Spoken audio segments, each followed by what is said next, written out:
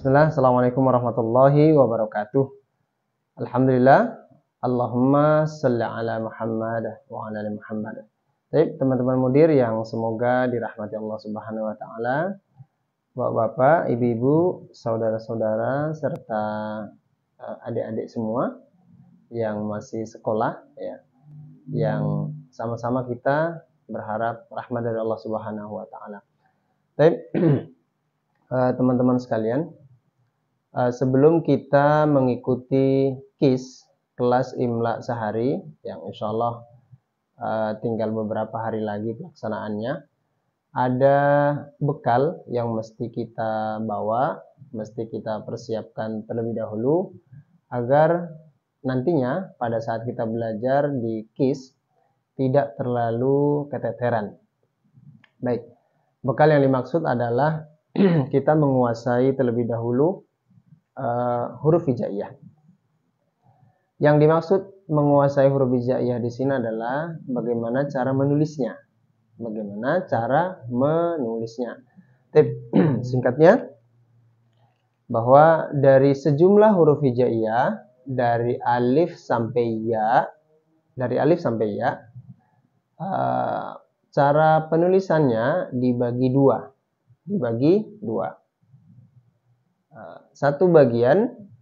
Satu kelompok huruf hijaiyah itu ditulis di atas garis.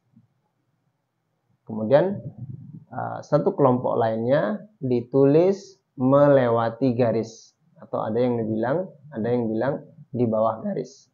Jadi kalau bahasa saya sampaikan melewati garis. Ya. Baik, langsung saja untuk mudah dipahami. Jadi ini saya buatkan garis, ada 3 garis di sini. Jadi nanti kita akan posisikan huruf itu sesuai dengan kelompoknya. Baik, yang pertama huruf yang ditulis di atas garis. Ya, saya tulis ya dengan spidol warna hitam. Apa saja hurufnya? Alif, kemudian ba, ya, kemudian ta, kemudian sa. Apalagi? Kemudian dal, kemudian zal. Kemudian apalagi? Ada to, ada wo. Apalagi? Ada fa, ada kaf, dan yang terakhir ada ha. Ya, ha. Jadi ada berapa huruf yang kita tulis di atas garis? Jadi ini yang warna merah ini adalah garis. Jadi ketika nanti teman-teman menulis pakai buku tulis tentunya, kan ada garisnya ya, ada garis. Jadi huruf-huruf yang sudah disebutkan ini, alif, ba, ta, sa, dal, zal, do, to, zo, fa, kaf, dan ha, kita menulisnya sempurna di atas garis. Ya, jadi ya paling-paling lewat-lewat seperti ini ya. Lewat-lewat sedikit itu karena tarikan tangan kita. Ya, tapi secara kaidah bahwa huruf-huruf itu ditulis di atas garis. Nah, baik, adapun kelompok yang kedua, kelompok huruf yang ditulis melewati garis, berarti sisa dari huruf yang ini. Berarti kita akan tulis sisa hurufnya adalah berarti alif, ba, ta, sa, berarti jim ya.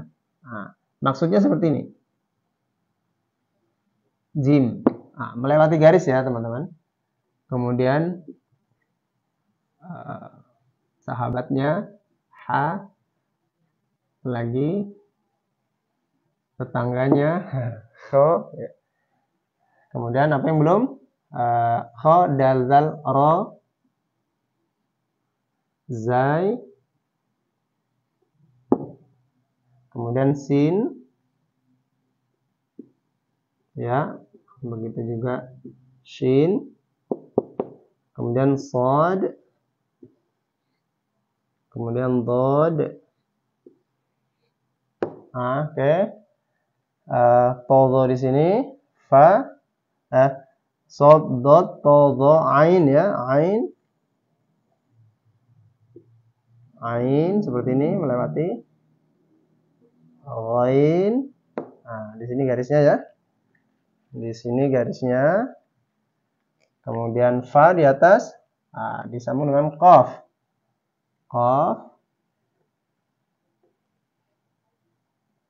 afwan ya, lebih lebar ya, qaf, kemudian kaf di sini, lam,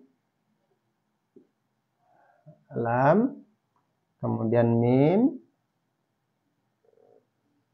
nun masih di melewati garis, ha di atas, waw,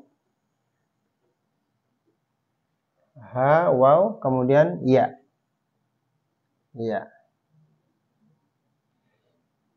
Baik, nah, ini dia ya. Kelompok kedua adalah huruf-huruf yang kita tulis melewati garis. Baik.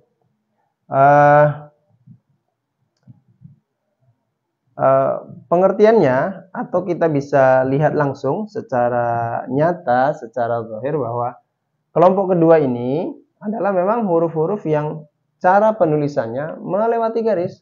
Lihat, posisi garisnya menjadi di tengah. Karena sebagian bentuk hurufnya itu, sebagian badan hurufnya itu di atas garis, kemudian sebagian sisanya di bawah garis, ya, jadi melewati garis. Nah, seperti itu. Bisa dilihat dari jim sampai ain, dari qaf sampai ya. Nah, seperti itu. Nah, kemudian yang harus menjadi catatan adalah kembali ke kelompok yang pertama. Semua huruf yang di atas garis ini, ya, dari alif sampai H, itu penulisannya selalu di atas garis. Baik dia ditulis sendirian, tunggal seperti ini namanya ditulis tunggal ya, ditulis sendirian, maupun ketika dia bersambung. Nah, coba mari kita kasih contoh ya. Kita kasih contoh. Misalnya kita akan menulis babun.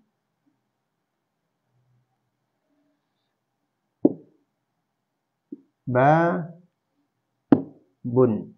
Ya, perhatikan. Perhatikan di sini ada 3 huruf ya, 2 huruf sebenarnya. Ba, ini alif, ini ba juga. Nah, di mana posisi garis atau bagaimana cara kita menulis di buku? Begini seharusnya. Ini garis. Nah, kita tulis seluruh hurufnya itu berada di atas garis. Semua hurufnya di atas garis. Kenapa? Karena ba itu adalah termasuk huruf yang di atas garis. Termasuk juga alif. Nah, ini alif ketika ditulis sendirian. Dan ini alif ketika ditulis bersambung. Kan bersambung ya, bersambung. Nah, tetap ditulis sendiri. Nah, baik. Misalnya kita akan menulis hatoba. Ini garis misalnya ya. Hatoba. Hatoba seperti ini. Hatoba.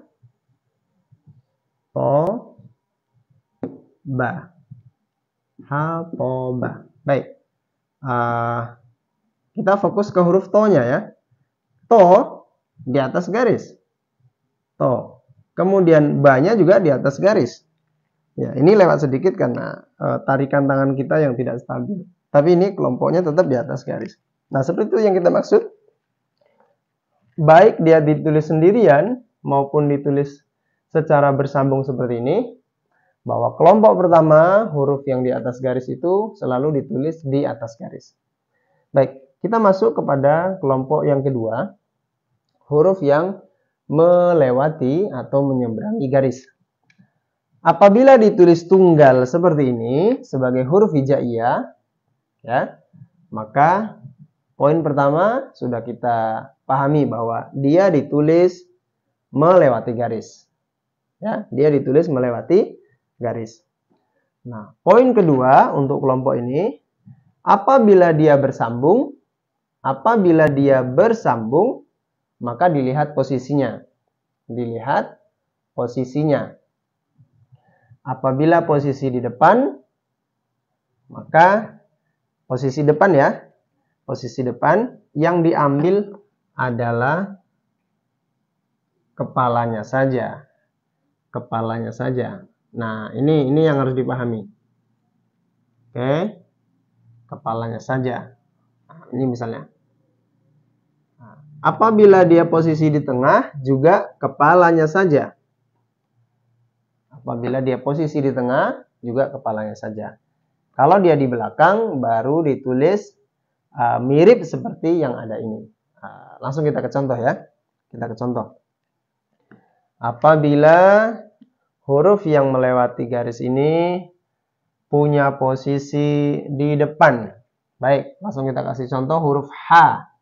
Ini dia, huruf H. Huruf H ini kan posisinya di depan, teman-teman ya. Posisinya di depan. Lihat. Dia tidak melewati garis. Kenapa? Karena yang kita ambil hanya kepalanya saja. Hanya kepalanya saja. Baik ya. Nih, contoh yang lain misalnya. Kita ambil huruf sin misalnya. Huruf sin ya. Ini garis nih. Garis. Kita mau menulis misalnya masjidun misalnya kan. Masjidun. Seperti itu.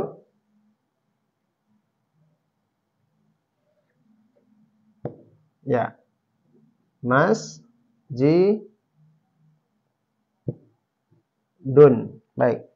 Mari kita perhatikan huruf mim. Ini menjawab beberapa contoh langsung ya. Huruf mim kan dia aslinya melewati garis ya. Tapi karena dia posisinya di depan, kita ambil apa? Kepalanya saja. Nah, kan segitu ya. Kemudian sin, nah ini yang masuk kepada pembahasan kita. Sin, kita ambil hanya kepalanya saja. Posisi di tengah. Kemudian jim. Jim, karena posisinya juga di tengah, ya kan? Di tengah, maka kita juga tetap ambil kepalanya saja. Kemudian dal. Nah, kalau dal memang termasuk huruf yang di atas garis. Baik ya. Nah, ini untuk membuktikan bahwa ketika huruf kelompok yang melewati garis ini terletak di depan dan terletak di tengah, maka yang diambil apa? Kepalanya saja. Tapi apabila posisinya di belakang misalnya, kita akan menulis qalamun misalnya kan, qalamun. Maka qaf di atas. Nah, oke, ini sudah terjawab. Kemudian lam juga di atas nih, ini lam nih, teman-teman ya. Nah, hanya diambil segitu saja. Kemudian baru masuk mim. Nah, mimnya ke bawah. Qalamun. Nah, seperti itu. Oke ya. Posisi qaf pada saat ini adalah di depan. Nah, maka dia kepalanya saja. Posisi lam di tengah, kepalanya saja. Posisi mim di belakang, maka kembali seperti bentuk aslinya, yaitu menyeberangi garis. Oke, mungkin terakhir satu contoh lagi. Misalnya apa ya? Syamsun, ya. Syamsun, matahari. Oke, kita pakai pena merah ya. Ini garisnya misalnya ya. Itu garisnya. Maka menulis Syamsun ada dua model. Misalnya yang pertama.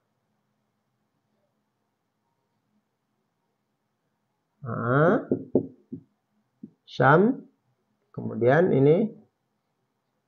Nah, begini ya. Iya. Syamsun. Ini kepalanya saja. Shin posisi di awal.